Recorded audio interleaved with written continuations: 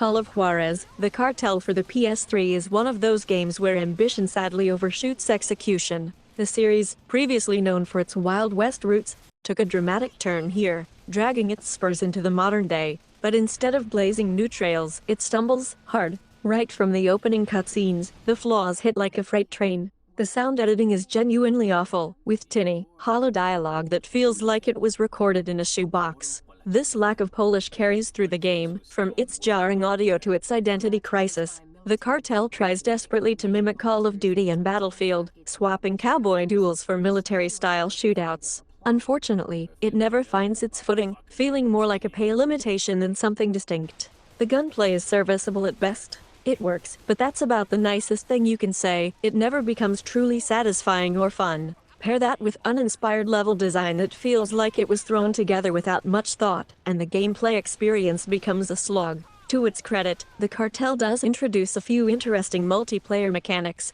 like secret objectives for individual players during co-op missions. These moments hint at what the game could have been if more care had been put into its execution. Some might even argue that these mechanics paved the way, intentionally or not, for elements seen in later games like Battlefield Hardline or Crime Boss, Rogue City. But whether that's influence or coincidence is anyone's guess. At its core, Call of Juarez, the Cartel had big ambitions, too big, perhaps. It aimed to modernize a beloved series but forgot what made it special in the first place. While there are faint glimmers of innovation, they're buried under tinny dialogue, unpolished gameplay, and a confused sense of direction. If you're looking for a solid shooter or something with the grit of the Wild West, this isn't it. Verdict: the Cartel is a fascinating failure, but a failure nonetheless. Stick to the earlier games in the series, or the successor to Cartel, Gunslinger, if you want the real Call of Juarez experience.